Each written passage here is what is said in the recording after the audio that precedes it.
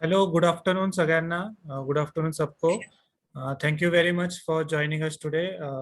Hospital training centre Pune district hospital and Jhpiego की तरफ से ये कोविड-19 का ऑनलाइन लेक्चर सीरीज में आप सबका स्वागत है.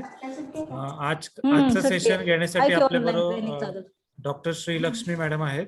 Madam is assistant professor at AIIMS Nagpur end आज का सेशन वो हमें लेंगे mental health for staff end post Covid rehabilitation.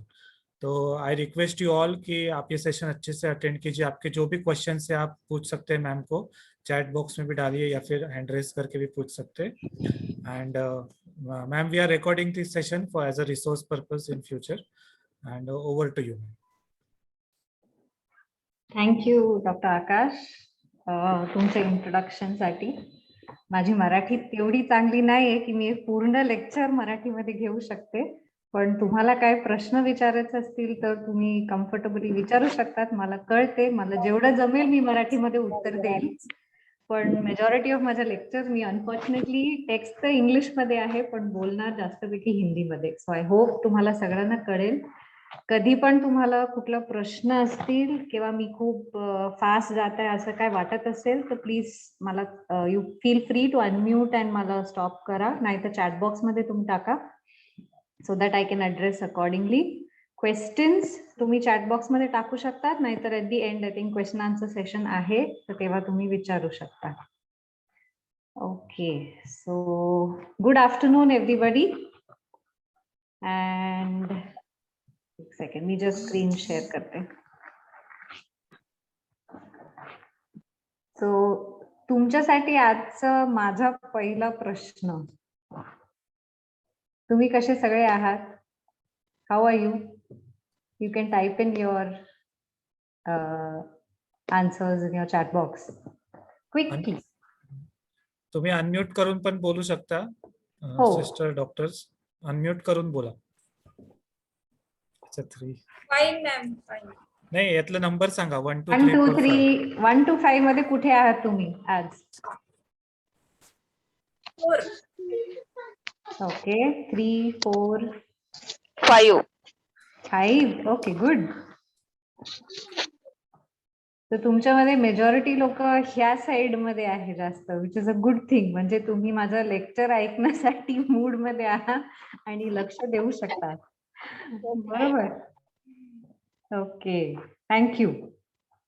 So आजचं जसं आपण म्हटलं टॉपिक आहे कोविड-19. मी ब्रॉडली घेतलेली आहे कोविड-19 अँड मेंटल हेल्थ, कारण ओव्हरऑल बघितलं तर बरेचशे गोष्टी म्हणजे जे नॉर्मल आपण पेशंट्सच्या बाबतीत पण विचार करतो किंवा आपण बघतो, same things apply even to us. म्हणजे ऍज हेल्थ प्रोफेशनल्स थोडंसं व्हेरिएशन येतो, पण त्यापैकी गोष्टी सिमिलर आहे. सो आज आपण ओव्हरऑल ह्या सगळ्या गोष्टी बघणार आहोत. हे महामारी किंवा हे पॅन्डेमिक म्हटल्यावर भरपूर आजार येणं किंवा हॉस्पिटलचं सेटअप हे काय आपल्यासाठी नवीन गोष्टी नाहीये. म्हणजे हे खूप वर्षांपासून, तुमच्यापैकी आय एम शुअर बरेपैकी लोक खूप वर्षांपासून सर्व्हिसमध्ये आहात आणि हे सगळं रोजचं काम आहे. तो इलनेस किंवा आजार, हॉस्पिटलमध्ये येणे, ट्रीटमेंट घेणे, हे सगळं ऑलमोस्ट नॉर्मल डे टू डेचा भागच असतो. पण समथिंग हॅपन, म्हणजे हे कोविड जेव्हा झालं त्यावेळी काहीतरी खूप मोठं एक डिस्टर्बन्स आलं.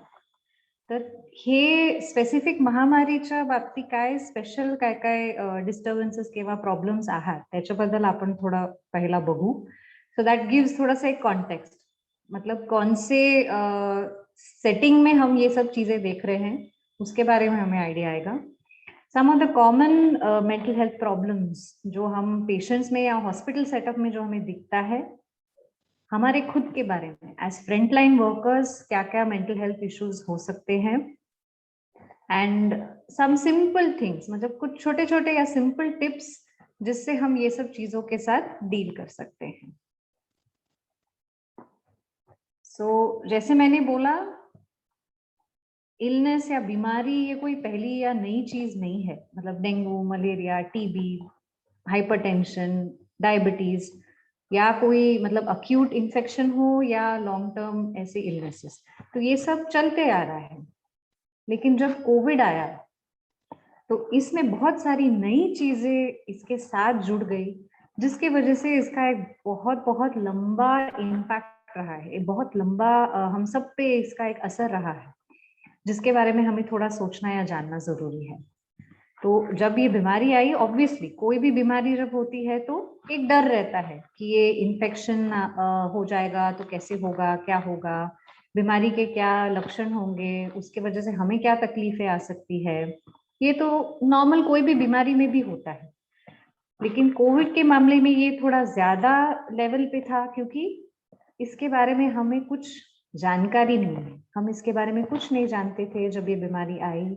फर्स्ट टाइम था की पूरे दुनिया में ये चीज आ रही थी, जगभरात हे पहिला वेळ होतं की असं एक आजार आलं होतं, and there is no known as such proper medicines. आता ओव्हर द लास्ट ऑलमोस्ट आता 1.5 वर्ष होत आले, so we are in a better position हे सगळं डील करण्यासाठी.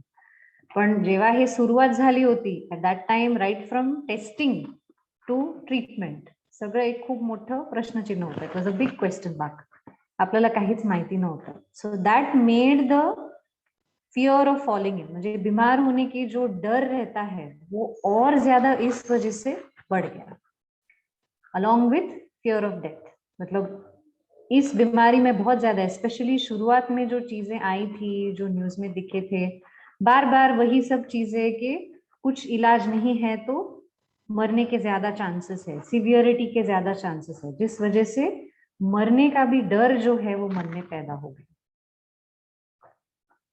ये महामारी के साथ एक स्पेशल सिचुएशन या सर्कमस्टेंस ये आया कि बहुत सारे रेस्ट्रिक्शंस लग गए. जग भर में ये रेस्ट्रिक्शंस लग गए, लॉकडाउन जो हुआ, जिस वजह से घर से बाहर जाना बंद, दुकानें बंद, बहुत बार सप्लाईज नहीं, अभी तक भी बच्चे स्कूल वापस जाना शुरू नहीं किए हैं. तो ये जो एक माहौल जो बन गया दिन भर घर में रहने का, of course as health care workers या फ्रंटलाइन वर्कर्स हमें तो वो मौका मिला नहीं है, लेकिन डेफिनेटली हमें हमारे घर वालों के साथ डील करना पड़ा है जो ऐसे सिचुएशन में है. और इन जनरल सब लोगों में ये प्रॉब्लम रहा है कि दिन भर घर में रहना, कहीं बाहर जाना नहीं. तो इस वजह से जो एक लोनलीनेस, जो एक बोर हो जाता है आदमी दिन भर घर पे बैठे, करे तो करे ही क्या, सब लोगों के साथ जो एक सोशल डिस्टेंसिंग के नाम पे जो एक नाता टूट गया या जो डिस्टेंस आ गया, एक दूसरे से मिलने का जो एक खुशी रहता है, एक माहौल जो होता है, वो सब कट गया, जिस वजह से भी बहुत सारा असर पड़ा है. ओवरऑल जब देखा जाए तो ये महामारी के आने के बाद घर का जो एक कॉन्सेप्ट है, या घर बोल के हम जिस चीज को देखते हैं या सोचते हैं, उसमें भी बहुत सारे बदलाव आ गए. वर्क फ्रॉम होम शुरू हो गया बहुत लोगों के लिए. पूरे टाइम घर के अंदर पूरा परिवार एक साथ जब रहता है तो बहुत सारी छोटी छोटी चीजें जो रहती है, एक दूसरे की चीजें बहुत खटकने लगती है. शुरुआत में सबको बहुत मजा आया, सब ऐसा चीजें शेयर कर रहे हैं, वीडियो शेयर कर रहे हैं कि वो क्या कर रहे थे, नए रेसिपीज ढूंढ रहे हैं, फैमिली टाइम स्पेंड कर रहे हैं. लेकिन धीरे धीरे धीरे जैसे टाइम चलते गया, छोटी छोटी बातें जो एक दूसरे के बारे में हमें नॉर्मली भी खटकता ही था, लेकिन 24 घंटा जब हमें किसी के साथ रहना पड़ता है तो वो जो एक माहौल हो जाता है, उसके वजह से भी बहुत सारी परेशानियां आई. वर्क फ्रॉम होम में जो वो एक घर और बाहर का जो एक डिवीजन होता है, मतलब काम तो काम के जगह पे होता है और घर अलग होता था, लेकिन अभी दोनों एक साथ जुड़ गए हैं. तो घर की भी जिम्मेदारियां संभालना और उसी टाइम पे ऑफिस या काम को भी लेके सब चीजें मैनेज करना, ये भी बहुत बड़ी दिक्कतें लानी शुरू कर दी. और अभी तक भी इसमें बहुत सारी चीजें, इंटरनेट चला जाता है तो इस वजह से काम बीच में रुक जाता है. अभी भी अगर हम ये सब अभी ऑनलाइन सीख रहे हैं, बीच में अचानक यहाँ इंटरनेट का कुछ प्रॉब्लम हो जाएगा तो ये कट जाएगा. तो ये ऐसी सब चीजें भी धीरे धीरे ये सब में आने लग गई. अगर इन जनरल सामान्य जनता की हम देखें तो बहुत ज्यादा डर इस बात का भी था कि बेरोजगारी का, काम छूट जाने का, काम से निकाल देने का, क्योंकि इतने टाइम बंद रहने के वजह से बहुत बड़ी बड़ी कंपनियों को भी बहुत ज्यादा नुकसान सहना पड़ा. तो उस वजह से बहुत लोगों ने अपना काम गंवाया है ये पीरियड में. और मतलब हम में से सब ने देखे हैं टीवी पे, न्यूज पे, जब पहला लॉकडाउन हुआ था, कैसे मजदूर रास्ते पे जा रहे थे वापस अपने अपने घर, क्योंकि उनके पास जीने के लिए कोई रास्ता बचा नहीं था. तो ये बेरोजगारी का डर या काम छूट जाने की वजह से जो घर के आर्थिक व्यवस्था में बहुत लोगों को भले ही काम पे रखा था लेकिन उनको आधा पगार ही मिल रहा था, या क्योंकि कंपनी या जो बॉस है उनको खुद पैसा नहीं मिलता था तो कभी कभी महीनों तक पगार तक भी नहीं मिलता था। तो ऐसे सब सिचुएशन से गुजरने की वजह से भी बहुत ज्यादा स्ट्रेस डेवलप होता है। स्टिग्मा जो I think as frontline workers कभी कभी हमें भी महसूस करना पड़ता है, और जो इन जनरल एक माहौल पैदा हो गया है। जैसे फर्स्ट टाइम जब पहला वेव आया, जो म्युनिसिपैलिटी को रेस्ट्रिक्शंस करने पड़े, घर के बाहर ऐसा एक नोटिस लग जाता था, कोई भी किधर भी थोड़ा भी अगर गला ऐसे करेगा तो सब लोग ऐसा देखने लग जाएंगे, कौन है, क्या हो गया, किसको हो गया, किसी को तो प्रॉब्लम नहीं है। तो ये जो एक माहौल पैदा हो गया था, इस वजह से भी बहुत लोग डर रहे थे। हमने न्यूज में ये भी देखा था ना कि क्वारंटाइन सेंटर से लोग भाग जा रहे हैं, बिल्डिंग से, मतलब पहला माला दूसरा माला से वो खुद के क्वारंटाइन सेंटर से भाग रहे हैं क्योंकि उनको डर लग रहा है।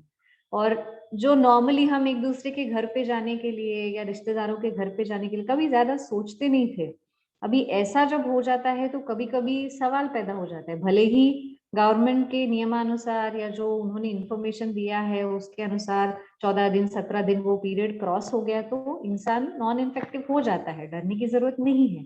लेकिन इधर जो दिमाग में डर पैदा हो गया है उसका कोई हल नहीं निकला, और आज तक भी बहुत बार महीनों तक भी लोग ऐसा बात करने के लिए या घर के पास भी जाने के लिए सोचते हैं। तो ये भी एक बहुत बड़ा, ये हम पहले भी बीमारियों में देख चुके हैं, जैसे HIV है, टीबी है, इन सब बीमारियों में भी ये एक मन में जो एक डर है ये देखने को मिला है। लेकिन ये कोविड से भी बहुत आसानी से और बहुत जल्दी जुड़ गया, और ये तो हमें बोलने की जरूरत ही नहीं है। हर जगह, भले वो व्हाट्सएप हो, न्यूज हो, टीवी पे हो, किधर भी हो, 24 घंटा सिर्फ और सिर्फ कोविड के बारे में बातचीत। और उसमें भी कैसी बातचीत, ऐसा नहीं कि कुछ अच्छा न्यूज दे रहे हैं या कुछ अच्छी चीजें बता रहे हैं। जब देखो जो खौफनाक या डरावने तरीके से न्यूज बताए जा रहे थे, इतने मौतें हो गई, इतने केसेस पॉजिटिव आ गए, यहाँ पे ऐसा हो गया, अभी सेकेंड वेव आ रहा है, अभी थर्ड वेव आ रहा है, ऐसा लगता है कि अपने बाजू में बैठा है थर्ड वेव और अभी अपने ऊपर खुद पड़ने वाला है। तो ये जो एक सिचुएशन या ये जो एक माहौल पैदा हुआ है, ये सब मीडिया और ऑनलाइन सोशल मीडिया के वजह से, इसके वजह से भी बहुत ज्यादा लोगों को स्ट्रेस महसूस हुआ है, जो मुझे नहीं लगता आज तक किसी महामारी में या कोई बीमारी में आज तक हमने कभी महसूस किया है। और क्योंकि घर में 24 घंटा सब लोग थे तो यही सब चीजों को देखना, एक दूसरे के बारे में, इसी के बारे में बात करना, ये सब का भी बहुत बहुत बड़ा इम्पैक्ट रहा है, बहुत बड़ा असर रहा है हमारे मानसिक स्थिति पे।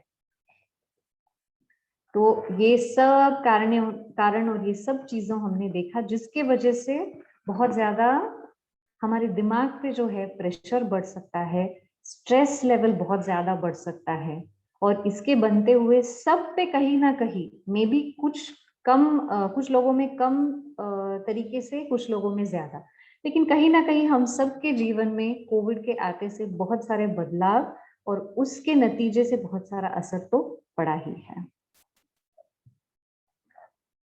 ये सब के मामले में कौन है जो सबसे ज्यादा नाजुक स्थिति में है या जिन पे सबसे ज्यादा ये सब का असर हुआ है? पहले तो है बच्चे। वो इन जनरल उनकी मानसिक स्थिति बहुत नाजुक होती है, उन पे बहुत जल्दी छोटी छोटी बातों का भी असर पड़ जाता है। सामान्य है कि ये भी सिचुएशन में वैसा ही है। दूसरे हैं बुजुर्ग लोग। बहुत सारे बुजुर्ग, उनको बहुत सारी दूसरी भी फिजिकल बीमारियां या बाकी बीमारी रहते हैं, वो हॉस्पिटल तक जा नहीं पाए, लॉकडाउन या वो सब रेस्ट्रिक्शंस की वजह से किसी से मिलना नहीं हो पाता था। बहुत ज्यादा जो मीडिया में भी ये सब चल रहा था कि ज्यादातर फर्स्ट वेव में ज्यादातर हमने देखा भी था कि जो बुजुर्ग हैं या जो सीनियर सिटीजन्स है उनमें ज्यादा बीमारी हो रही थी, सीवियरिटी ज्यादा थी, उनमें मौतें ज्यादा हो रही थी। तो ये सब की वजह से भी एक डर का जो माहौल क्रिएट हो गया था, उस वजह से भी बहुत बुजुर्गों को तकलीफ हुई। प्रेग्नेंट औरतें, वो लोग जिनको डिसेबिलिटी है किसी प्रकार का, क्योंकि उनको हेल्प जो मिलता था या लोगों के साथ जुड़ के जो उनको मदद मिलती थी, वो कहीं ना कहीं ये सब चीजों और रेस्ट्रिक्शंस के वजह से टूट गया। और ऐसे लोग फिर अगर बीमार भी पड़ गए या कोविड के भी लक्षण उनको आने लग गए तो हॉस्पिटल या दवाखाना पहुंचने में उनको इतनी दिक्कत हो जाती थी कि बहुत बार काफी देर हो जाती थी और उनको जब तक मेडिकल हेल्प मिलता था वो कोई भी मदद के काफी बाहर चले गए रहते हैं।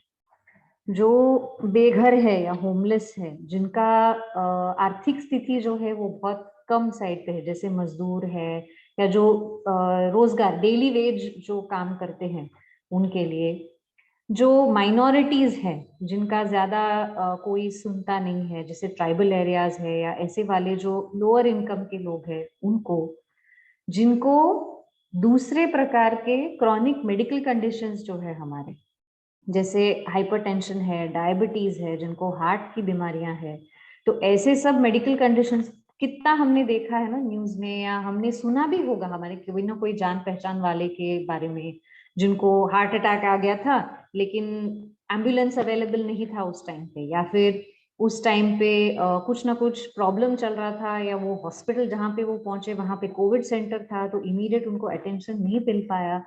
तो ऐसे लोग भी ज्यादा, और जो अपना हर महीने का दवाई वगैरह लेने जाते थे उनका भी हर चीज कोविड के वजह से अस्त व्यस्त हो गया। जिनको पहले से ही भी कोई मानसिक बीमारी है उन लोगों को भी बहुत ज्यादा इम्पैक्ट हुआ, क्योंकि बहुत लोग अपने टाइम पे दवाई उनको मिल नहीं पाई, जिस वजह से उनको जो पहले ही मानसिक बीमारी का प्रॉब्लम है उसमें ये सब जो माहौल हुआ उसकी वजह से और ज्यादा तनाव बढ़ गया और बहुत लोगों को वापस से उनकी जो मानसिक बीमारी है उसके लक्षण दिखने लग गए। और सबसे आखिर में मैंने डाला है, लेकिन ये भी एक बहुत ही महत्वपूर्ण हिस्सा है सोसाइटी का जिसपे बहुत बड़ा इम्पैक्ट हुआ था, और वो है frontline workers. So frontline workers includes हम जैसे हेल्थ केयर वर्कर्स, साथ ही में जो पुलिस है, जो सैनिटेशन कर्मचारी है, जो सब साफ सफाई में लगे हुए थे, पूरे हॉस्पिटल में जो काम करने वाले हैं, ऐसे बहुत से लोग थे जो भले ही कोविड के चलते हुए भी काम पे लगे हुए थे। तो वो एक उनके लिए जो एक सिचुएशन चला या माहौल चला कि काम पे तो जाना है, काम पे नहीं जाओगे तो पगार नहीं मिलेगा तो परिवार कैसे चलेगा, लेकिन साथ ही में कंटिन्यूअसली मन में वो डर, काम पे जाऊंगा तो मुझे इन्फेक्शन हो सकता है क्या, मुझे इन्फेक्शन हो जाएगा तो मेरे परिवार वालों को कुछ हो जाएगा क्या।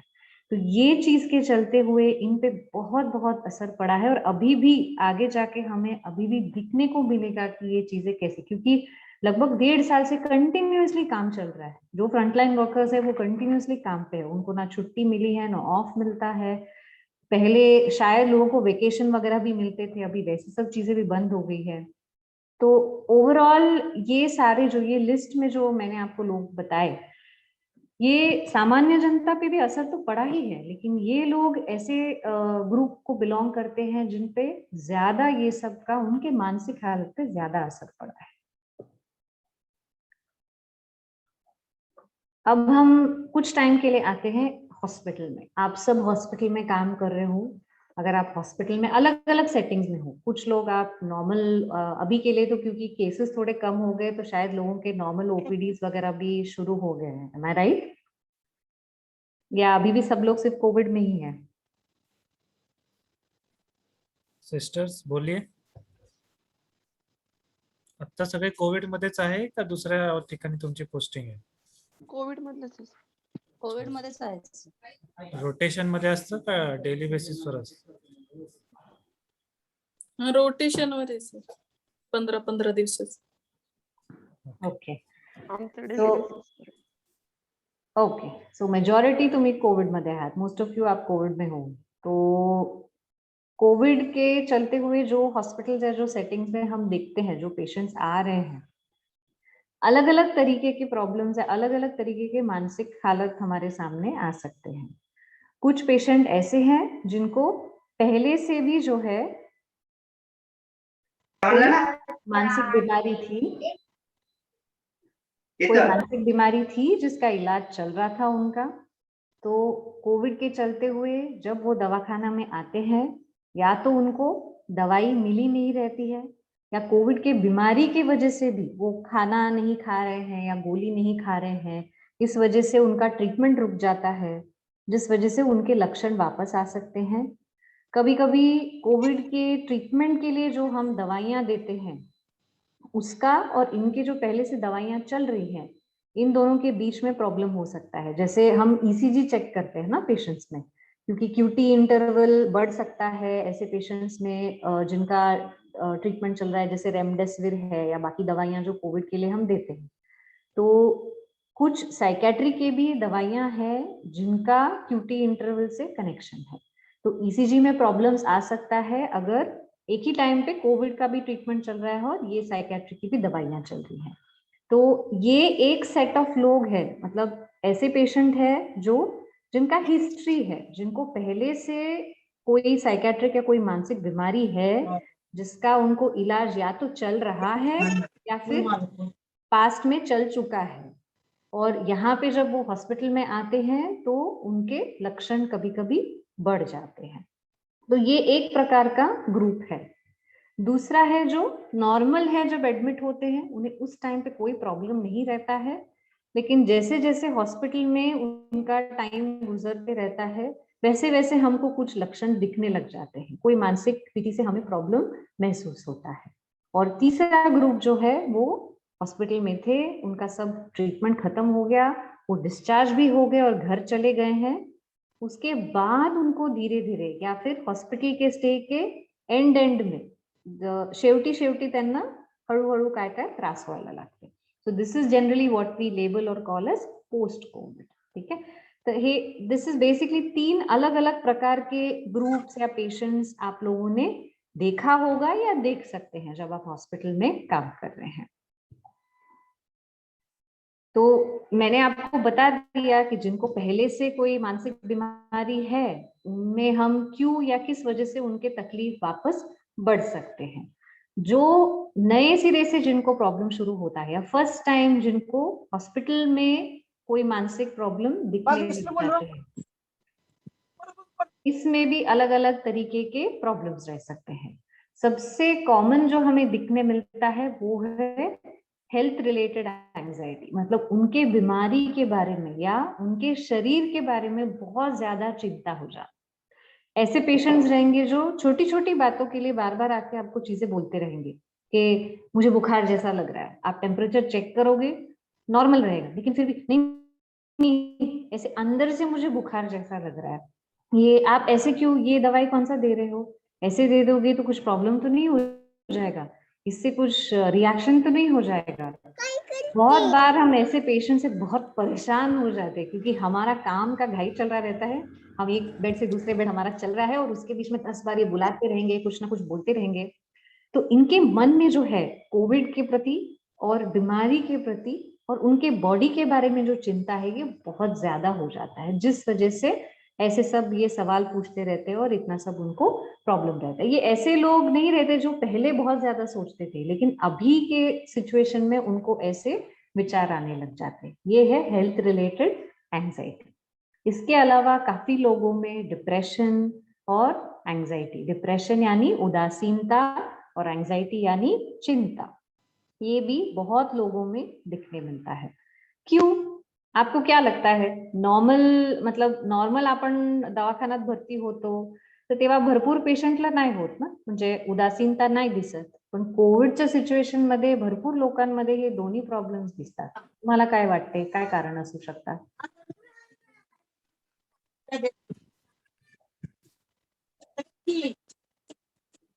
काय बोलत आहात का तुम्ही?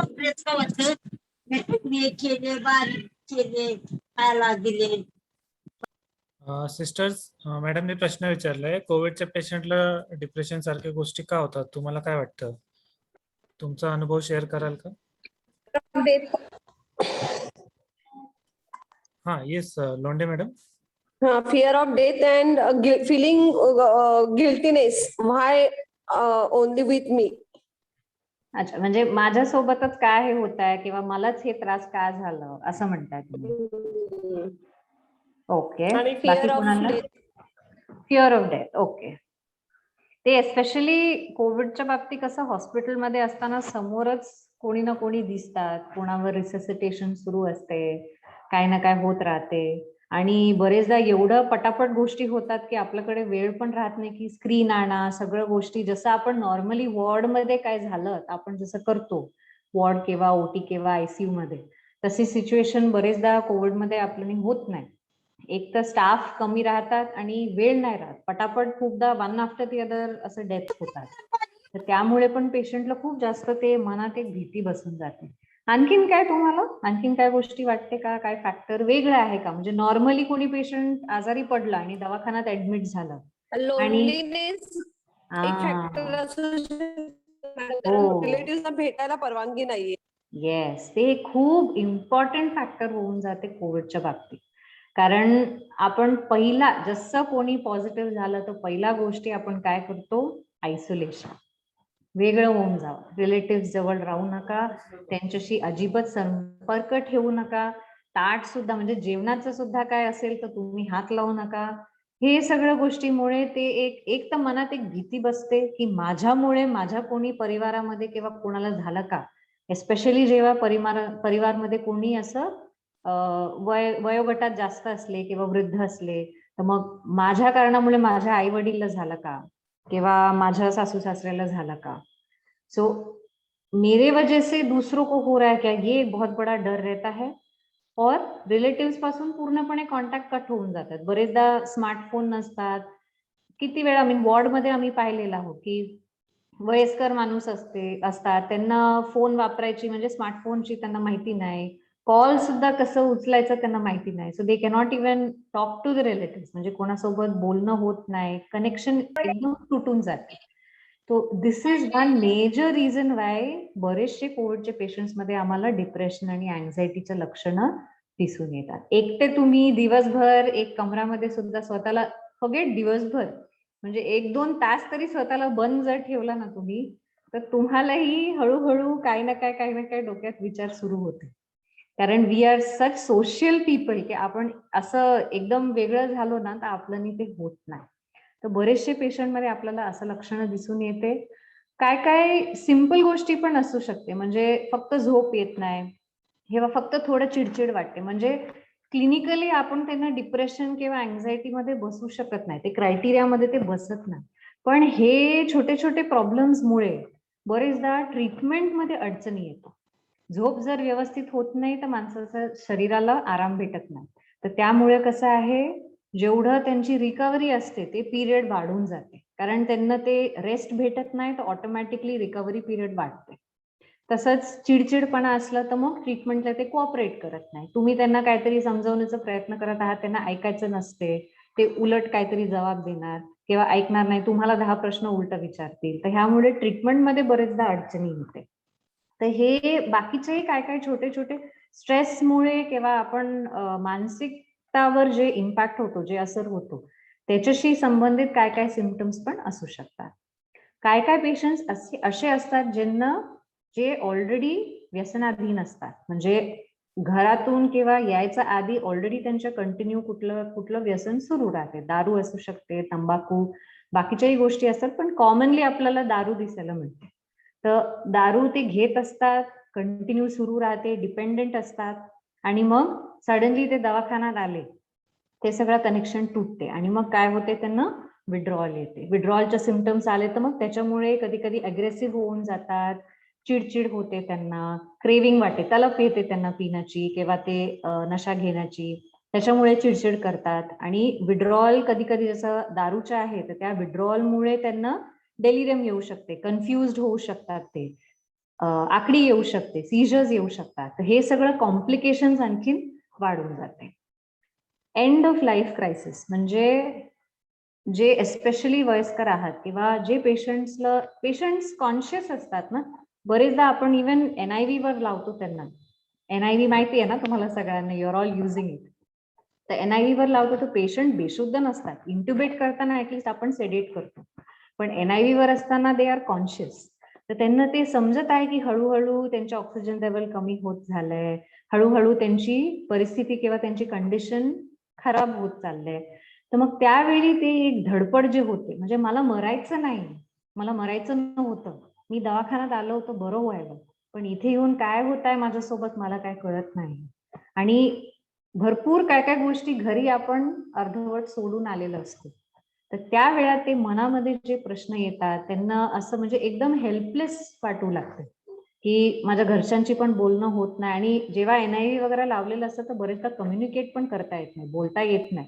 ते प्रेशरमध्ये जेव्हा सुरू राहते तर त्यावेळी काही बोलता येत नाही, ड्रायनेस येते, खूप प्रॉब्लेम्स येतात.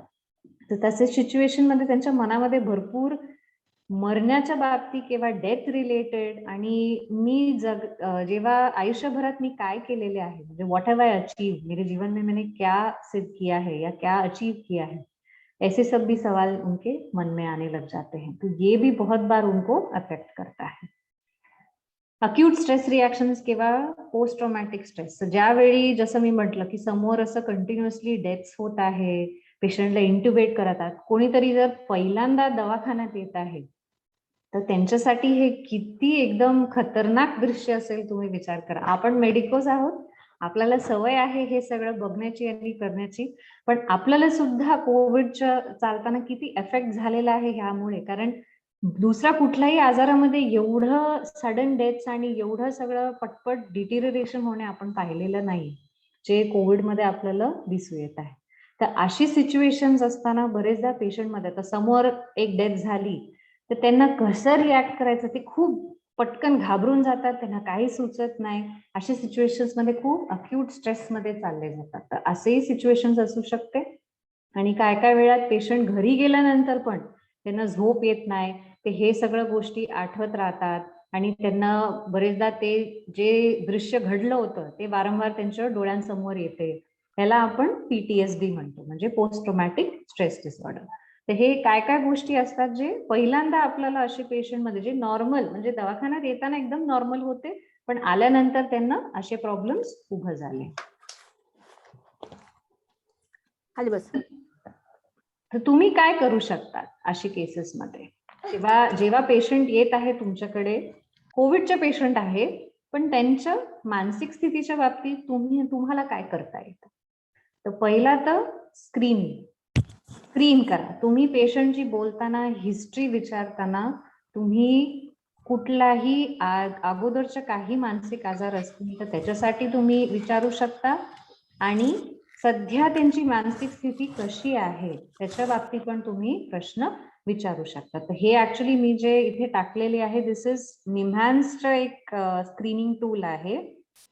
माझ्याकडे फक्त इंग्लिशमध्ये होतं, बट खूप सिम्पल इंग्लिश आहे. तुम्ही पाहिजे तर ट्रान्सलेट पण करून हे करू शकतात. हे ऑनलाईन अवेलेबल आहे मॅन्युअल मध्ये. तर हे काय काय बेसिक क्वेश्चन्स आहात, काय काय बेसिक प्रश्न आहात, हे इथे जर आपण पाहिलं तर दिस इज रिलेटेड टू दारू आणि बीडी किंवा सिगरेट. हे प्रश्न रिलेटेड टू चिंता, अँझायटी. इथे आपण डिप्रेशनच्या बाबतीत काय काय प्रश्न आहे, आणि बाकीचेही कुठलं सिव्हिअर मानसिक आजार जे म्हणतो, जसं स्किझोफ्रेनिया आहे किंवा सायकोसिस आहे, तर असे सगळ्या कंडिशन्स बद्दल पण. तर हे सिम्पल प्रश्न आहे, फक्त 12 ते 13 प्रश्न आहे. मी ऍक्च्युली तुम्हाला ऍज अ क्वेश्चनर देणार होती, पण एक तर ते पूर्ण इंग्लिशमध्ये होतं आणि दुसरं वेळ जाईल त्याच्यात, म्हणून मी ते अवॉइड केली. पण तुम्ही ते ऑनलाईन मॅन्युअल मधून तुम्हाला भेटू शकते. तुम्ही ह्याला पाहिजे तर ट्रान्सलेट करून स्वतःच्या कामासाठी ठेवू शकतात. हे आपण मनात ठेवलं तर कसं आहे, आपलं काम खूप सोपं होऊन जाते. आपण पटकन कोणाला स्क्रीन आउट करू शकतो ज्यांना असं प्रकारचे काही विचार आहे किंवा कुठलाही मानसिक रीतीने त्रास आहे. आणि जर त्रास जास्त असेल तर मग त्यांना लवकरात लवकर कुठल्या तरी मानसोपचार तज्ञाकडे रेफर करणे, आणि त्यांना जे मदत हवी ते त्यांना देणे खूप गरजेचं आहे. कारण आपण जर अशा गोष्टी इग्नोर केले तर मग आपलं मॅनेजमेंटमध्ये आणि आपलं ट्रीटमेंटमध्ये खूप अडचणी येऊ शकतात. तर हे सगळं लक्षात ठेवणं थोडं गरजेचं आहे. You can go back. मी एंडमध्ये हे टाकलेली आहे बारकोड्स, तर तुम्ही ते स्कॅन करून सुद्धा सेव्ह करू शकता. त्याच्याने तुम्हाला स्क्रीनशॉट पण घेऊ शकतात, त्याच्याने तुम्हाला ते स्क्रीनिंग क्वेश्चन भेटून जाईल. So one is screening. तर म्हणजे तुम्ही जेव्हा हिस्ट्री घेतात, फर्स्ट कॉन्टॅक्ट मध्ये जेव्हा हिस्ट्री घेताय किंवा विचारत आहे, त्यावेळी हे सगळं प्रश्न विचारल्याने तुम्हाला चांगलंपणे अंदाज येऊन जाते की what problems can be there, म्हणजे मानसिक रीतीने काय इश्यूज असू शकतात का. जेव्हा तुम्ही रोज राऊंड घेतात त्यावेळी पण रिपीट करणे हे प्रश्न, कारण आपण बघितलं ना, सगळ्यांना जेव्हा ते ऍडमिट होतात त्यावेळी असा त्रास नसते, पण जसं जसं हॉस्पिटलमध्ये असतात तसं तसं त्यांचा त्रास वाढू शकते. तर त्यामुळे जेव्हा तुम्ही रेग्युलर रोज राऊंड घेतात त्यावेळी हेच प्रश्न किंवा ऍटलिस्ट त्यांच्या मानसिक स्थिती कशी आहात, त्यांना कसं वाटत आहे, मनामध्ये काय चिंता आहे का किंवा काय स्ट्रेस वाटत आहे का, एवढं तरी तुम्ही दर राऊंड मध्ये विचारू शकता. आश्वासन देणे, रिअश्युअर युअर पेशंट्स. बरेचसे पेशंट भरपूर घाबरलेले असतात, एस्पेशली फर्स्ट टाइम जेव्हा ते वॉर्डमध्ये येतात. तर ॲज नर्सिंग स्टाफ तुम्ही युजली फर्स्ट कॉन्टॅक्ट असतात पेशंटसाठी, तुमच्या सोबत पहिला भेट होते त्यांची. तर एक काम मॅनर मध्ये म्हणजे शांतपणे त्यांच्याशी बोलणे, थोडंसं आय नो तुम्ही सगळे बिझी आहात, पण इवन 1 मिनिट तुम्ही त्या पेशंट सोबत जस्ट त्यांना ठीक आहे काय नाही आम्ही बघून घेऊ, आता तुम्ही जस्ट तुमच्या बेडवर आराम करा, पुढचं आपण पाहू, एवढं पण एक लाईन त्यांना जर ऐकू आलं तर त्यांना खूप त्याच्याने रिलीफ होतं, चांगलं वाटते. आणि फक्त पेशंट नाही, बरेचदा आम्हाला त्यांच्या नातेवाईक सोबत पण डील करावी लागते. तर त्यांनाही ते एक आश्वासन देणे, त्यांच्यासोबत बोलणे, थोडासा वेळ देणे त्यांच्यासाठी. कारण तुम्ही स्वतःला त्यांच्या जागेवर जर इमॅजिन कराल तर मी आणून माझ्या पेशंटला इथे सोडलंय, त्याच्यानंतर माझं पेशंट आत गेला आणि मला काहीच माहिती नाही म्हणजे त्यांची ट्रीटमेंट काय होत आहे. आणि जसं आपण ऑलरेडी आधी बोललो, नॉर्मली काय आजार असते तर नातेवाईक युजली पेशंट सोबत असतात किंवा ऍटलिस्ट त्यांना मीट करू शकतात. ह्या संदर्भात त्यांना मीटिंग सुद्धा अलाउड नाहीये. तर अशी सिच्युएशन मध्ये त्यांच्या मनात किती भीती असेल किंवा त्यांच्या मनात किती काळजी असेल. बरेचदा आपण न्यूज मध्ये आता ऑफलेट भरपूर पाहिलेलं आहे ना, की म्हणजे नर्सिंग स्टाफ डॉक्टर्सना पेशंट आणि त्यांच्या नातेवाईक बेसिकली त्यांना व्हायलन्स झालं, त्यांना मारले. तर हे बरेचदा नातेवाईकांच्या मनात जे एक भीती असते की माझा रिलेटिव्ह आतमध्ये गेला आणि मला काहीच माहिती नाही, आणि मग अचानक कोणी बाहेर येऊन जर सांगणार थोड्या वेळाने की नाही तुमचं रिलेटिव्ह नाही राहिले आता, तर ते मनात शंका उद्भव होते. तर त्यामुळे ते भीती जर कमी करायचं तर त्यांच्यासोबत थोडासा वेळ देणे, बोलणे आणि त्यांना शांत करणे खूप गरजेचं आहे. एम्पथी, जे आपण सहानुभूती देतो पेशंटची बोलताना, कधी रूडली बोलायचं नाही. म्हणजे एकदम असं काय पाहिजे, तुम्हाला काय आहे, तुम्ही टेन्शन मध्ये असाल पण तो पेशंट जे आहे ते तुमच्यापेक्षा जास्त खराब सिच्युएशन मध्ये आहे, ते नेहमी लक्षात ठेवायचं. थोडासा एक स्माइल देऊन शांतपणे, ऑफकोर्स पीपीई मध्ये कोणाचा चेहरा दिसत नाही, हे जेवढं दिसलं ना त्याच्यातही कळून जाते आणि आपण आपला आवाज मधून त्यांना समजते की आपलं मन शांत आहे, तर मग ते ऑटोमॅटिकली शांत होऊन जातात. त्यांना प्रोत्साहित करा. दिवसभर नुसतं बेडमध्ये झोपून राहून मी आजारी आहो असं नाही. जसं जसं त्यांच्या कंडिशन इम्प्रूव्ह होते त्यांना कुठला पण फिजिकल ऍक्टिव्हिटी मध्ये इन्व्हॉल्व्ह व्हायला एनकरेज करा. उठून ऍटलीस्ट उठून बसा, थोडा वेळ पाय खाली ठेवून बसा, थोडा फिरा तिथलं तिथे. त्याच्याने त्यांना आणखीन प्रोत्साहन होते, त्यांच्या मानसिक स्थितीवर त्याच्या खूप ह्याची प्रभाव होते. फॅमिली कॉन्टॅक्ट साठी पण एनकरेज करा. फोन असेल तर त्यांना मदत करा, ते त्यांच्या फॅमिलीला कॉन्टॅक्ट करू शकतात, त्यांच्याशी 2 शब्द बोलू शकतात, ह्याच्यानी खूप प्रोत्साहन होते त्यांना. कुठल्याही प्रकारचा स्टिग्मा देणे, म्हणजे कोविड पेशंट असं त्यांना बोलवणे किंवा त्यांना हाक मारणे, त्यांना असं म्हणजे त्यांच्यापासून आपल्या मनात पण भीती असू शकते की अशा पेशंटनी आपल्याला इन्फेक्शन होऊ शकते बा, पण जेवढं होते तेवढं हे त्यांच्या समोर दाखवणे अवॉइड. आणि खूप जास्त त्यांना इन्फॉर्मेशन देणे, म्हणजे हे असं तुमच्या सीटी स्कॅनवर असं असं हे आलेलं आहे, हे असं झालेलं आहे, तसं आहे, एवढं लंग तुमचं गेलंय, असं सगळं आपण जर बोललो तर पेशंटच्या मनात खूप जास्त अननेसेसरी इन्फॉर्मेशन आहे आणि खूप जास्त भीती आहे. भलेही पेशंट खूप क्रिटिकल कंडिशन मध्ये असाल तर त्यांना तुम्ही शांतपणे नाही आपण सगळं करत आहोत आणि तुम्ही लवकरात लवकर बरं होणार, हे 2 शब्दांनी त्यांना खूप खूप जास्त फरक पडतो. तर अवॉइड स्टिग्मा, अवॉइड गिव्हिंग खूप जास्त इन्फॉर्मेशन. त्यांच्या सेफ्टी, त्यांच्या प्रायव्हसी नेहमी प्रोटेक्ट कराल.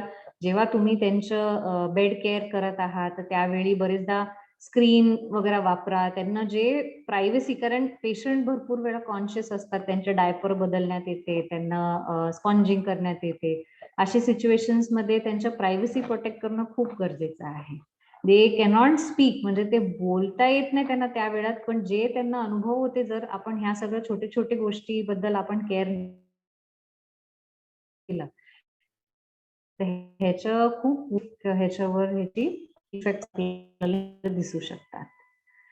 कुठल्याही पेशंटचे जर तुम्हाला जास्त प्रॉब्लेम्स वाटत आहे, जसं आपण बघितलं डिप्रेशन, अँझायटी, हे सगळ्या गोष्टी किंवा खूप जास्त चिडचिड होत आहे पेशंट, असं काही तुम्हाला राईट टाइम मध्ये तुमच्या सुपिरियरला कळवा, किंवा मनोरुग्ण तज्ञाचं, तर त्यांना राईट टाइम मध्ये रेफर करा, सो दॅट त्यांना जे हेल्प पाहिजे ते त्यांना भेटून जाईल. स्पेसिफिकली मी 2 गोष्टी थोडासा हायलाइट करायला मी बघेल. एक तर आहे आयसीयू सेटिंग मध्ये जे प्रॉब्लेम्स होते. आयसीयू म्हटल्याबरोबर काय येते तुमच्या लक्षात किंवा काय चित्र येते डोळ्यांसमोर? व्हेंटिलेटर. व्हेंटिलेटर. Okay, monitor. बाकी काय? मला तर पहिल्या गोष्टी हेच येते डोळ्यांसमोर किंवा ऍक्च्युली ऐकू येते ते की की की कुठलं तरी मॉनिटरचा अलार्म जे वाजत राहते. तर ते जे एक सेटिंग असतो, म्हणजे पेशंट सगळे सिक आहे, क्रिटिकल असतात, बरेचसे पेशंट स्वतः काहीच करू शकत नाही, त्यांना खूपदा ते शुद्धीत नसतात, कन्फ्युज असतात, त्यांना राईट फ्रॉम दर गोष्टीमध्ये, राईट फ्रॉम नाकातून नळी असते, त्यांना व्हेंटिलेटर असेल तर इंट्युबेटेड असते तर तिथे ट्यूब आहे, फोलीज लावलेल्या असतात, म्हणजे लिटरली एव्हरी ऑरिफाईस आपण जे विचार करू शकतो सगळ्यात काही ना काहीतरी टाकलेलं असतं.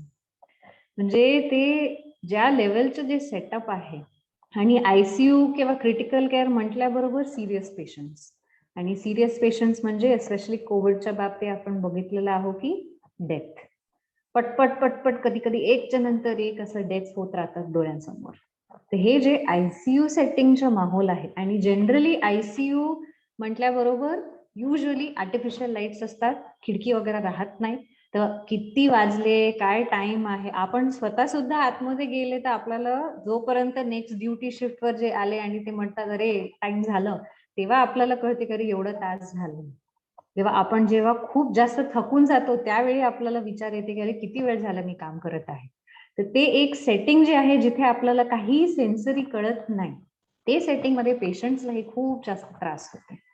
तर बरेचदा पेशंट्सला अँझायटी खूप होऊन जाते, म्हणजे मी बरं होतो, एकदम सगळं चांगलं होतं आणि सडनली मला इमर्जन्सी मध्ये माझा श्वास एकदम हे झाला आणि मला आयसीयू मध्ये आणलं, आणि इथे बघितल्याबरोबर सगळे पेशंट व्हेंटिलेटरवर आहे, काय ना काय आहे, तर ते खूप जास्त घाबरून जातात. कधी कधी आपण एक्सपिरियन्स करतो ना की पेशंटला आपण एनआयव्ही वर टाकायचा प्रयत्न करतो आणि ते खूप रेजिस्ट करतात किंवा ते काढून टाकतात एनआयव्ही, कारण त्यांना समजत नाही की काय होत आहे, तर ते खूप धडपडलेलं असतात त्यावेळेला. तर ते जे एक अँझायटी आहे, बरेचसे पेशंटला झोप येत नाही त्या सेटिंग मध्ये, ते व्हेंटिलेटर बीप होत राहते, ते कंटिन्युअसली ते लाईट्स ऑन असतात, तर ते सिच्युएशन मध्ये कोणी ना कोणी येतात, इंजेक्शन आहे, हे आहे, ते आहे, बेड शिफ्ट करा, साईड हे पोझिशन द्या, टर्न करा, तर झोप त्यांची खूप डिस्टर्ब होते.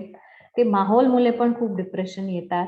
असं नाकात नळी आहे, आरटी लावलेला आहे, एनआयव्ही आहे किंवा इंट्युबेटेड आहे, तर ते कम्युनिकेट नाही करू शकत. त्यांना जे हवं आहे किंवा त्यांना काय बोलायचं आहे तर ते आपल्यासोबत कम्युनिकेट नाही करू शकत, आणि आपणही त्यांना जे सांगायचा प्रयत्न करत आहोत ते त्यांना समजत नाही. बरेचसे पेशंटला पेन असते खूप जास्त. आपण इव्हन आताच्या ह्याच्यात भरपूर ते एनआयव्ही मास्क कंटिन्युअसली लावलेले असतात, ते इथे सगळं ते सोर्स येऊन जाते, ते कॉन्टॅक्ट सोर्स येतात, बेड सोर्स येऊन जाते, तर त्याच्यामुळे भरपूर त्यांना पेन पण राहते आणि त्याच्यामुळे ते खूप डिस्टर्ब असतात. कोविडच्या असताना खूप पेशंट असे आहेत जे खूप दिवस झाले व्हेंटिलेटरवरच आहे, म्हणजे त्यांच्या आपण किंवा ऑक्सिजनवर आहे, आपण कमी करायचा प्रयत्न करतो पण ते मेंटेन करत नाही, तर तेही त्यांच्या मनामध्ये, म्हणजे मी आयुष्यभर असं मशीन सोबत कनेक्टेड राहणार का, मी एकटं कधी जगू शकणारच नाही का, मला हे कायमचं हे ऑक्सिजन लागणार आहे का, त्याच्यामुळे मनात एक भीती खूप निर्माण होते. आणि डेलिरियम, कोणाला माहिती आहे का डेलिरियम काय आहे? ह्याच्या दुसरा जनरली आपण आयसीयू सायकोसिस म्हणतो. आयडिया आहे का कोणाला काय असतो डेलिरियम मध्ये?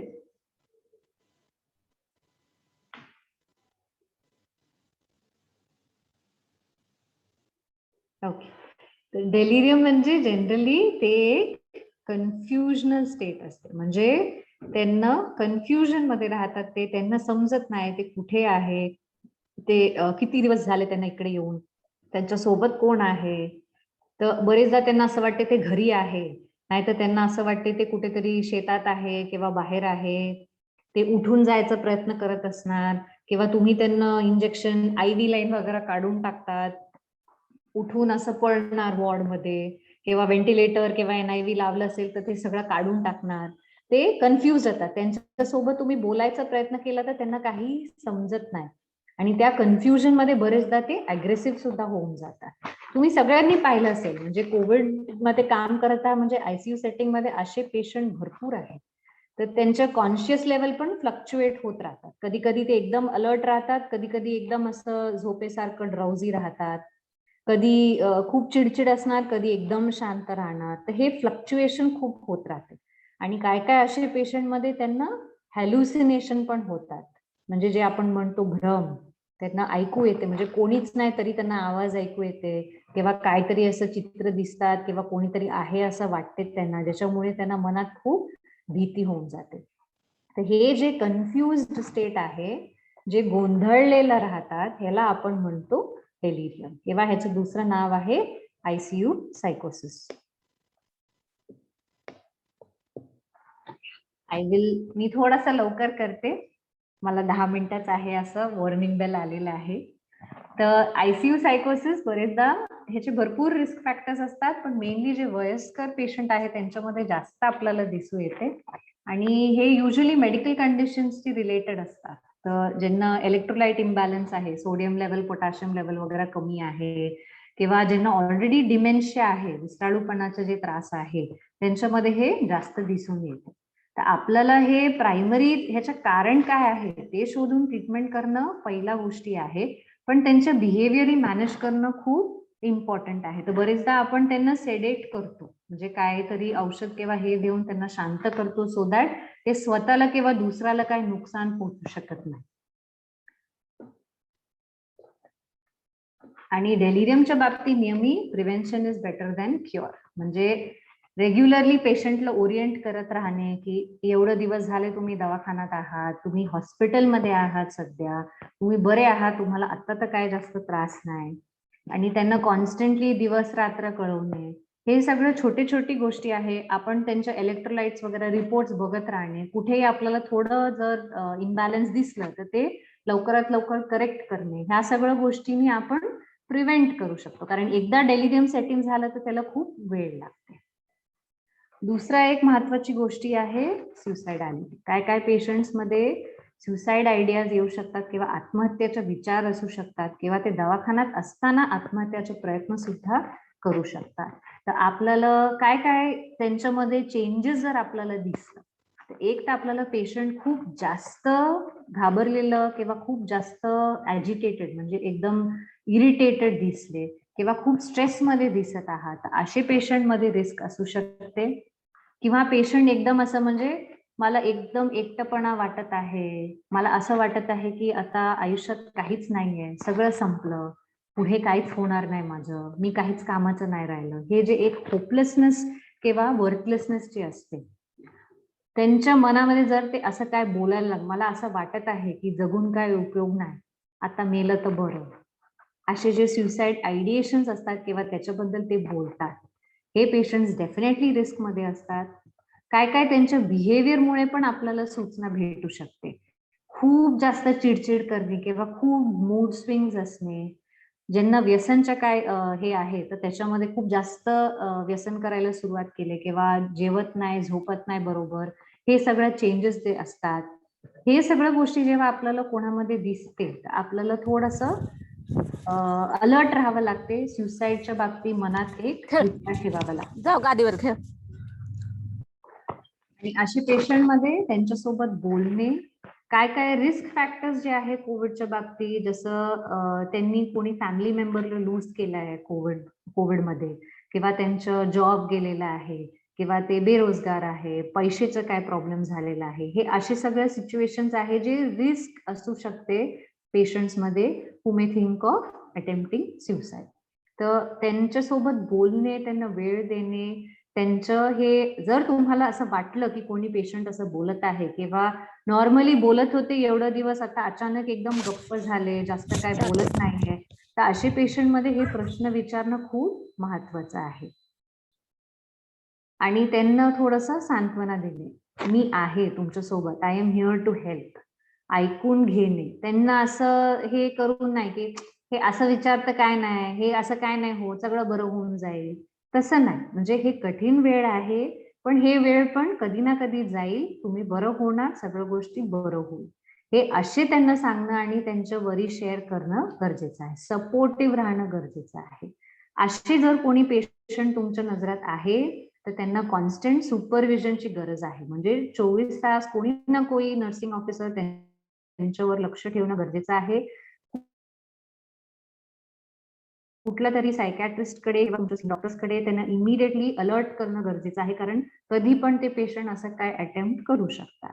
कुठलाही हिशोबचं लिथल मीन्स म्हणजे सिरिंज किंवा स्कॅल्पल, मग कुठलाही असं दुपट्टा किंवा बेडशीटचं हे जे आहे, अशा सगळ्या गोष्टीकडे त्यांना लिथल मीन्स असू शकतं, म्हणजे ते वापरू शकतात फॉर बघू कशी खातो. अशा गोष्टी अवॉइड करणे किंवा त्यांना त्याच्यापासून लांब ठेवणे गरजेचं आहे. आणि रेग्युलरली त्यांना असेस करत राहणे इम्पॉर्टंट आहे. हे आपण बघितलं सगळं पेशंटच्या बाबतीत. आता हे सगळे दृश्य काय नवीन नाही, आता 1.5 वर्ष झाले आपण हे सगळं बघत आहोत आणि हेही सगळं आपल्या डोळ्यांसमोर आहेच. म्हणजे कंटिन्युअसली आपण वर्क करत आहोत, तर काय ना काय कुठे ना कुठे ह्याचा आपल्यावर पण खूप परिणाम होतच आहे आणि अजूनही होत राहील. तर काय काय रिस्क फॅक्टर्स आहे आपल्यामध्ये as a frontline health care worker, म्हणजे जे सिस्टम मध्ये आपण आहोत, कंटिन्युअस ड्युटीज आहे आपलं, जास्त काय ब्रेक भेटत नाही, कॉन्स्टंटली मनामध्ये इन्फेक्शनच्या बाबतीत एक भीती जी राहते, working in intensive care setting जसं आपण शेअर केलं, क्रिटिकल केअर वर्क खूप कठीण आहे, आपल्याला लाईफ अँड डेथ डिसिजन्स करत राहावं लागतं. कुठला पेशंट, आणि बरेचदा आपल्याकडे रिसोर्सेस नसतात, म्हणजे व्हेंटिलेटर 10 पेशंट आहे पण 3च व्हेंटिलेटर आहे, तर कुठल्या पेशंटला व्हेंटिलेटर भेटावं नाही भेटावं हे आपण कसं डिसाईड करायचं, आपण कोण आहोत हे सगळं डिसाईड करायचं. तर ह्यामुळे बरेचसे प्रश्न येतात मनामध्ये. असे काम आपण आधी कधी केलेलं नसणार, आपण मे बी जस्ट जॉईनिंग आहात किंवा जस्ट फिनिश्ड कॉलेज आणि जॉईन झालेलं असणार, तर अशी सिच्युएशन मध्ये एक्सपिरियन्स कमी पडते, तर गोष्टी मॅनेज करणे खूप कठीण जातात, वर्कलोड वाढलेला आहे, पीपीई मध्ये जे काम करावं लागते आणि त्याच्या रिलेटेड जे प्रॉब्लेम्स आहेत, आपल्या परिवाराला आणि आपल्या कोलिग्सला इन्फेक्शन स्प्रेड करण्याची भीती, बरेचदा असं जर काय पॉझिटिव्ह पण आलो तर आपलं ऑर्गनायझेशन किंवा सिस्टम मधून आपल्याला काय सपोर्ट नाही, म्हणजे पगार कापलेला जाईल का, लीव्ह भेटेल नाही भेटेल, स्पेशल लीव्ह आहे, हे सगळ्या गोष्टीच्या मनामध्ये जे एक प्रश्न राहते, हे कंटिन्युअस ड्युटी आणि हे सगळ्यामुळे जे आपलं नॉर्मल एक लाईफ होतं, लोकांसोबतचं रिलेशन होतं, इव्हन आपल्या स्वतःच्या फॅमिली सोबत जे आपण वेळ स्पेंड करत होतो, ते सगळ्या गोष्टीमध्ये भरपूर कमतरता आलेला आहे, भरपूर डिफरन्स आलेला आहे. आणि ज्यांना आधीपासून समजा कुठला मानसिक आजार आहे किंवा कुठल्या प्रकारच्या घरामध्ये काय स्ट्रेस असतील, तर ते सगळं आणखीन रिस्क फॅक्टर्स आहेत. कॉमन इश्यूज आपल्याला हेल्थ केअर वर्कर्स मध्ये जे दिसतात, जसं आपण ऑलरेडी बघितलं सामान्य माणसांमध्ये जे असतात तसेही आपल्यालाही होऊ शकते, distress and anxiety about Covid, कुठलं व्यसन, झोपेमध्ये तक्रार, हे एक महत्वाचं आहे जे फक्त आणि फक्त हेल्थ केअर किंवा फ्रंटलाईन वर्कर्स मध्ये दिसते, आणि ते आहे बर्नआउट. एक लेवलच्या नंतर आपण भलेही कामावर जातो, पण एक प्रकारचा आपण ऑलमोस्ट एक रोबोट सारखं होऊन जातो, म्हणजे आपल्या समोर काय चाललेलं आहे त्याच्याबद्दल सुरुवातीला आपल्याला वाटते, म्हणजे पेशंटला वाचवावा, काहीतरी करावा, आपण खूप तडपडतो, नंतर हळूहळू असं ऑलमोस्ट आपण जसं इमोशनली नंब होऊन गेले, बधीर होऊन गेले, आपल्याला काहीही समजत नाही, काहीही सुचत नाही, काहीतरी एक रोबोट सारखं आपण काम करत आहोत, करायचं म्हणून करत आहोत.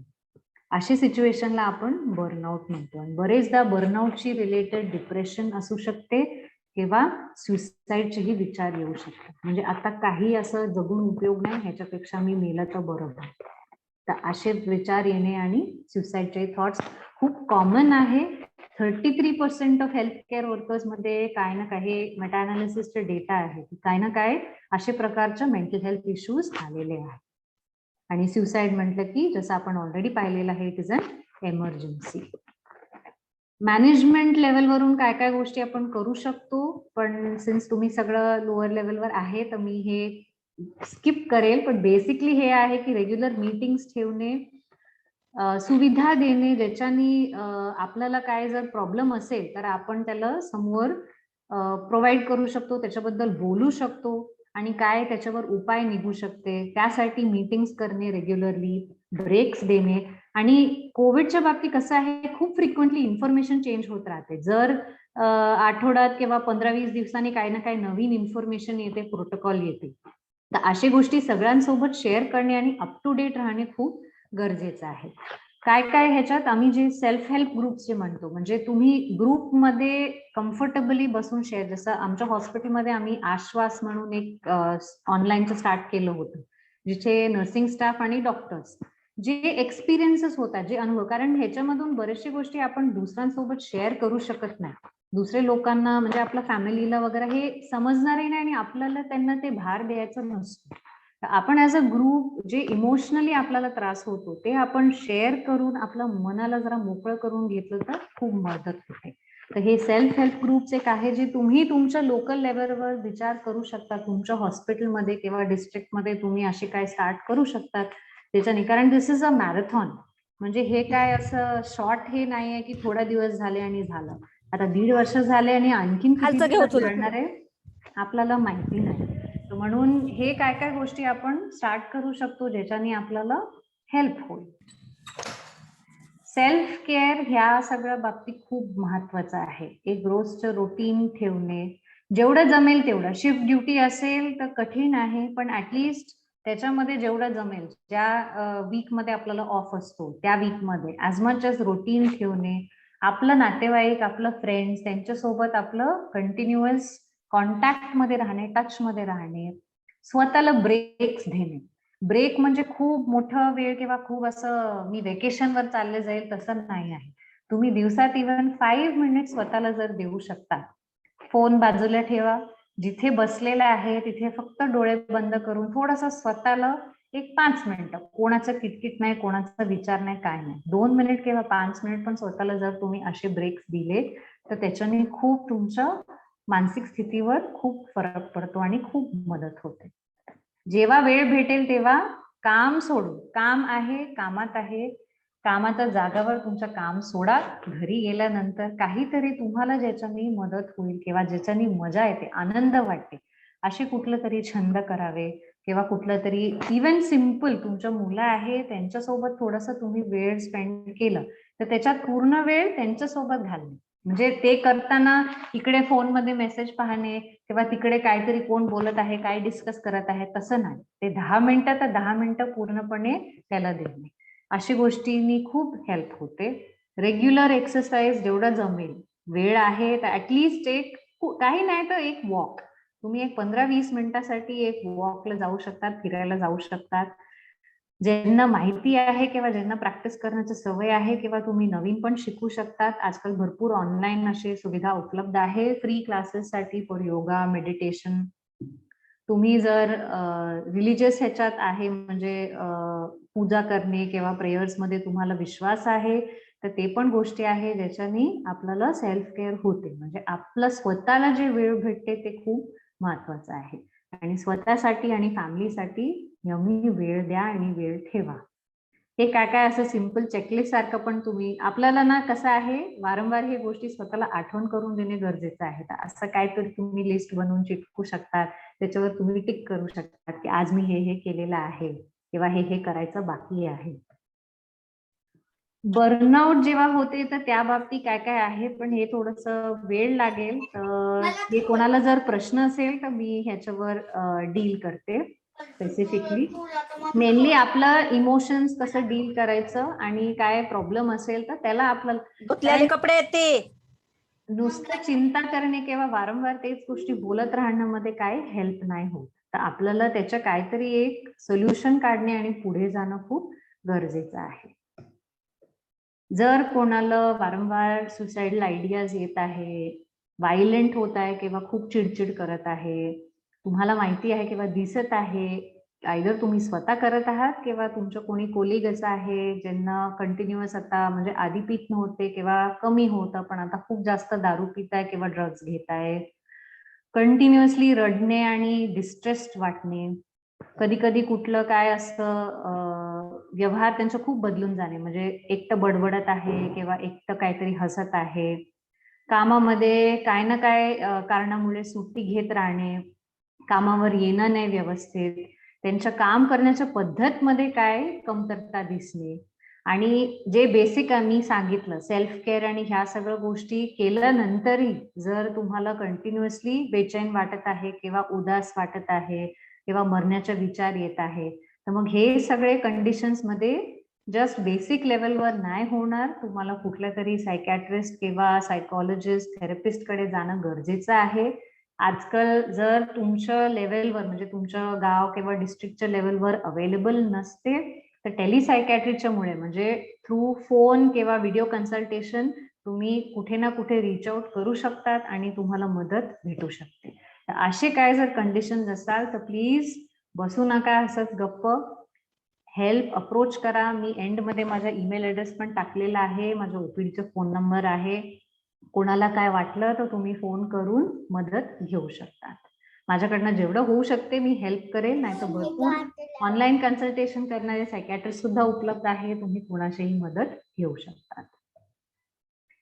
हे तुम्ही स्कॅन करू शकता, दीज आर स्क्रीनशॉट पण घेऊन ठेवू शकता. हे काय काय ह्याच्यामधनं मी बरेचशे गोष्टी घेतलेल्या आहे. बेसिक मॅन्युअल्स आहेत हे स्ट्रेस मॅनेजमेंटवर, आणि हे निम्हान्सनी काढलेलं एक हेल्थ केअर वॉरियर्सच्या मेंटल हेल्थ सपोर्ट बद्दल. मी जे काय सांगितलंय ह्या सगळ्या गोष्टी पण आहे त्याच्यात, आणि आणखीन बरेचसे थोडं डिटेलमध्ये आहे. कोणाला जर इंटरेस्ट असाल तर तुम्ही हे ओपन करून वाचू शकता. थँक्यू. येस. आय थिंक मी थोडासा माझा टाइम ओव्हरशूट केली, सॉरी फॉर दॅट. तर खूप छान सेशन झालं. कोणाला काही प्रश्न आहे का? सिस्टर्स, डॉक्टर्स, तुम्ही विचारू शकता मॅडमला प्रश्न, मराठीमध्ये विचारलं तरी चालेल.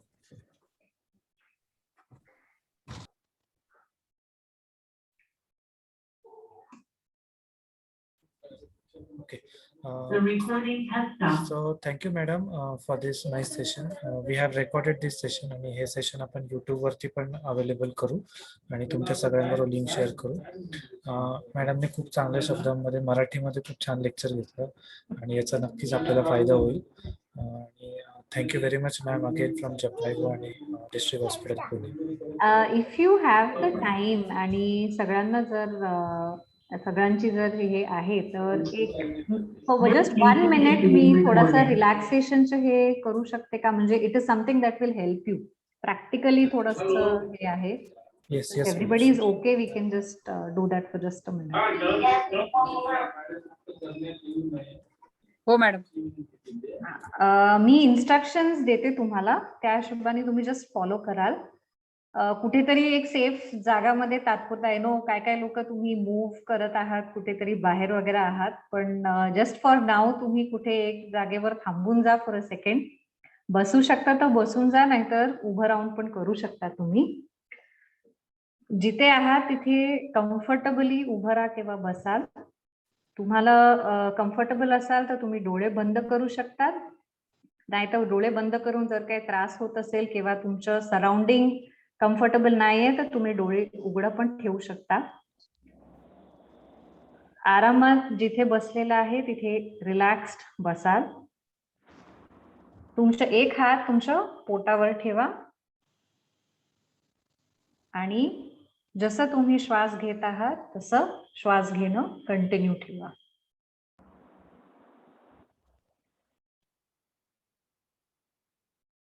जसं जसं तुमचा श्वास सुरू आहे, तुम्ही श्वास घेतलं तर पोटावर ठेवलेला हात जे आहे ते बाहेर जाते, आणि तुम्ही श्वास सोडलं तर तुमचं पोट आत येत आहे. हे जे मूवमेंट आहे ह्याला तुम्ही फील करा.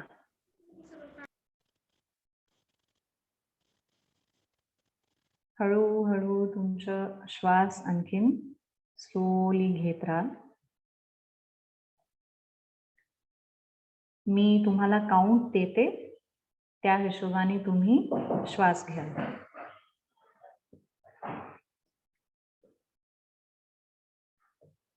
श्वास घ्या. 2, 3, 4. श्वास धरून ठेवा. 2. आता श्वास सोडा. 2, 3, 4, 5, 6. श्वास घ्या. 2, 3, 4. श्वास धरून ठेवा. 2. श्वास सोडा. 2, 3, 4, 5, 6. श्वास घ्या. 2, 3, 4. श्वास धरून ठेवा. 2. श्वास सोडा. 2, 3, 4, 5, 6. कंटिन्यू ठेवा तुमचं ब्रीदिंग. आता हळूहळू तुमचं ब्रीदिंग जे आहे ते स्लो झालेलं आहे आणि तुम्ही स्वतःला रिलॅक्स्ड वाटत आहे. तुम्हाला तुमच्या पायामध्ये, हातामधलं, डोक्याचं जे काय मसल्स आहेत ते सगळं हळूहळू लूज वाटत आहे आणि रिलॅक्स्ड वाटत आहे. जसं हे होत आहे तसं सगळं जे काय टेन्शन, जे काय मनामध्ये चिंता आहे ते सगळं हळूहळू तुमच्या बॉडीमधून निघून जात आहे आणि तुमचं बॉडी एकदम हलका वाटत आहे. ब्रीदिंग कंटिन्यू ठेवा. मनात काही दुसरं विचार आलं तर परत तुमच्या श्वासाकडे तुमचं लक्ष केंद्रित करा. Keep breathing.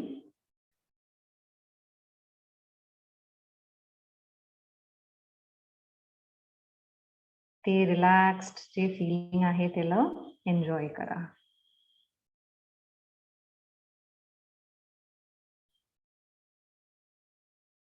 एक 2 सेकंडमध्ये तुम्हाला एक बेलचा आवाज ऐकू येईल.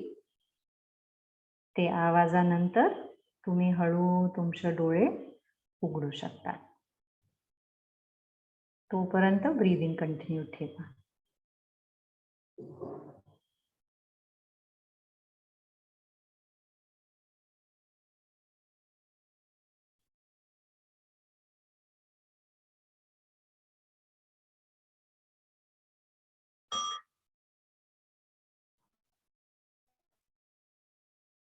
आता तुम्ही हळू तुमचे डोळे उघडू शकता. तर हे एक सिंपल ब्रीदिंग एक्सरसाइज आहे. ह्याच्यात भरपूर ऑनलाईन सुद्धा तुम्हाला व्हिडिओज वगैरे भेटून जाईल. युट्यूबवर निम्हांचं सुद्धा व्हिडिओ आहे. तुम्हाला सुरुवातीला कॉन्सन्ट्रेट करायला जमणार नाही तर व्हिडिओ प्ले करून तुम्ही त्याच्यासोबत फॉलो करू शकता. हे डेली तुम्ही इव्हन 2 मिनिट्स ह्याच्यासाठी दिलं तर खूप तुमच्या सेल्फ केअर मध्ये मदत होते आणि मनाला शांत ठेवण्यामध्ये खूप मदत होते. So thank you. Yes. Thank you very much, ma'am, again for the excellent session. We really like that, and आपल्या स्टाफला याचा नक्कीच फायदा होईल. Thank you, ma'am. Thank Have a you. nice day. Bye. Thank you everyone and have a good day.